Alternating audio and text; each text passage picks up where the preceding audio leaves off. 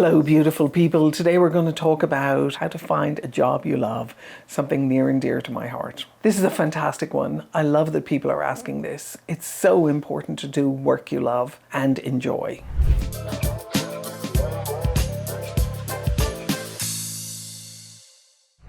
Over the course of your life, you spend about a third of your life sleeping, a third of your life working, and a third of your life doing other stuff. If you think about that over the duration of a lifetime, that's an awful lot of time. It needs to be contributing to the other areas of your life as well. It needs to be bringing you joy, it needs to be funding your other interests, and it needs to be supporting you in being the best person you can be. The other thing, and the reality of the world that we live in, is your job is a vehicle. It's something that funds everything else that you do. It can have a huge impact on your overall enjoyment of life and your success in life, whatever success means for you.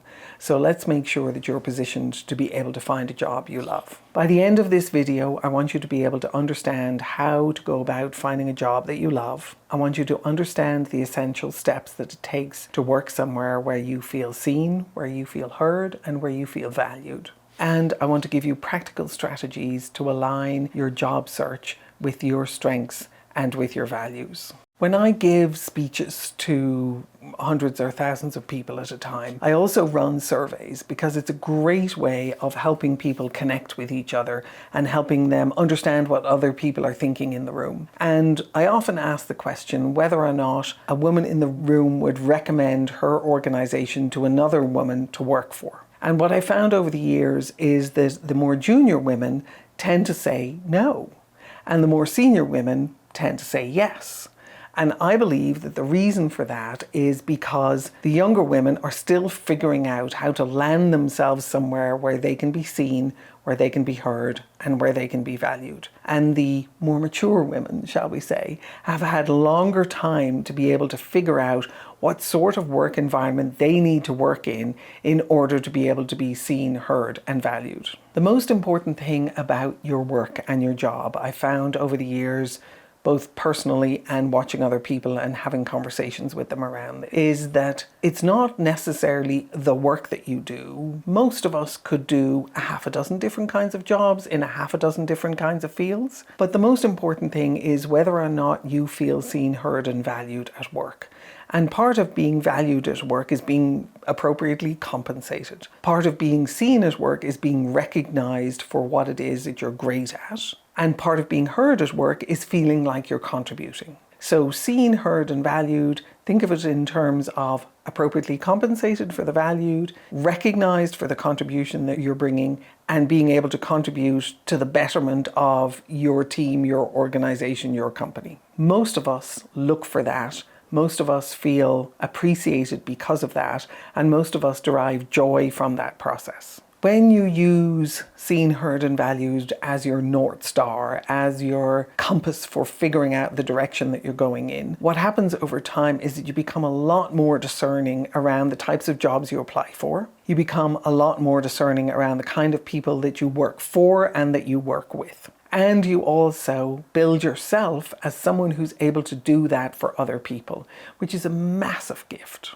There are three crucial steps, I believe, to finding the job that you love. The first one is recognizing for yourself, and this requires a level of review and self-reflection and introspection, and that is understanding what being seen, heard, and valued means for you. I have a free assessment down below. There's a link down below in the comments called my Promotion Readiness Assessment. It asks those kinds of questions. What I'm trying to do in there is help you do the self-reflection, jog your mind to do the self-reflection, to see what it means to be seen, heard, and valued for you. Go to www.getpromotedassessment.com, do the assessment, and do that level of self-reflection for yourself. The second critical step for finding a job that you love is to align what you care about with the sort of work that you're doing. When I was younger, I grew up in Ireland, and the unemployment rate for under 25s when I graduated from college was 75%. So the chances of getting a job when you came out of college were almost nil. And we had a joke going on, which was, give me a job, I can do that. And what we were doing at that time was we were kind of communicating the hopelessness of finding a job that we loved. At the time, the unemployment rate was just ridiculously high. Right now, in the US, the unemployment rate is 4%. That means only the people who really do not want to work or cannot work are unemployed. Everybody else has an opportunity to find a job they love. You're definitely one of them. The third critically important step for finding a job you love, and this is a hard one because it takes a level of self-reflection as well as discernment. And it is to find a boss who is emotionally mature enough that they are able to work with you as an individual and as a human being. And they are committed to their own growth as they are to yours. Now, not everybody will fit this criteria, but it's absolutely critical to your enjoyment and to your future success. One of the things that I've noticed that particularly women do over time is we climb the mountain that's put in front of us. And what I've seen, the sad downside of that is you can end up with amazing success because the mountain was this high and you climbed to the top of it and kudos to you. But the question is whether or not you were doing something you loved at the time that you were doing it, or you were simply doing it to prove a point. And if you find yourself working to prove a point as opposed to doing something that you love that allows you to be able to grow, stop and ask yourself why you're doing it and what the implications would be for you if you were to change, remembering that the unemployment rate is 4% right now. The other nice thing about being confident about your own abilities in general is that you get much more discerning, not about being interviewed, because you get better about that over time, but about interviewing. So make sure when you're going for a job interview that you recognize you are also interviewing your boss, you are also interviewing the peers you're going to be working with, and you are interviewing the company to see whether or not they are going to be a great fit for you. So you're doing interviewing as much as you are being interviewed. If you're one of the people in the world who keeps a journal, and however you do that, or whether you do it sporadically or whether you do it numerically, it doesn't really matter. I do one sporadically. But what I have found I do one sporadically when I'm trying to go through a major growth spurt. So I'm keeping one at the moment, believe me. But what's also super useful for you in here is keep a journal on the times when you feel seen, heard, and valued at work, and track that relative to your work enjoyment. Now, life's going on all around you. Different circumstances are going on all around you. Things go well, things go badly. That's just life. But it really does help you if you start journaling it and beginning to track it and beginning to recognize for yourself, what is it about work that makes me feel seen, heard, and valued? So, for example, one of the things for me is I love big wins. I love helping people accomplish amazing things they couldn't have done without my support, or that they couldn't have done without working well together. I love seeing people getting promoted, which is why I'm doing this. And I also really enjoy selling big projects because I know there's a big opportunity and a really high level of partnership to be able to deliver for a customer. So figure out what it is that floats your boat and makes you feel good. And the other thing I love is I love people telling me when they derive value from what it is that I do.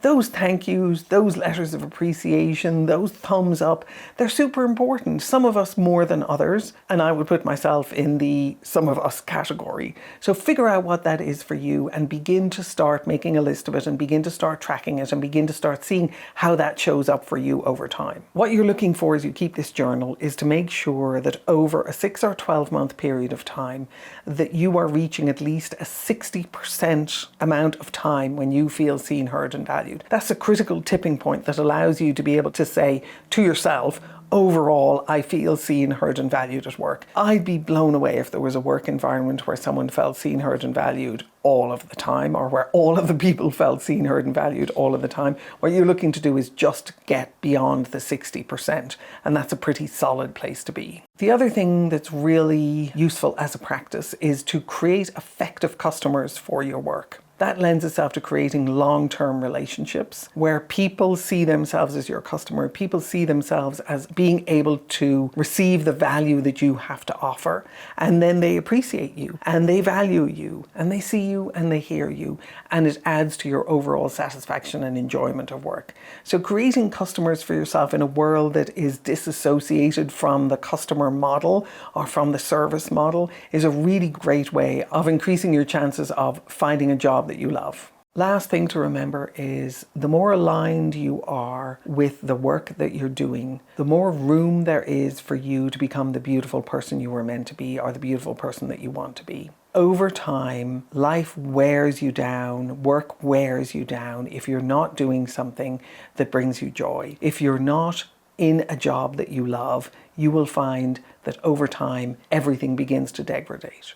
So finding a job that you love is a huge favor to yourself, but it's also a huge favor to everyone else around you because you're just a more fabulous person to be with. I wish you the absolute best of luck in this quest. Let me know how it goes. I have a free offer to support you in this process because I want you to be successful. The more people who love what they do, the better the world is going to be, the more fun it's going to be in. It is a promotion readiness assessment because once you find a job that you love, then the question is, where's it going to take you? What does the overall arc of your career like? How does it support you in earning enough money to be able to pay for the rest of your life? So promotion readiness assessment, there's a link in the comments down below. It's www.getpromotedassessment.com.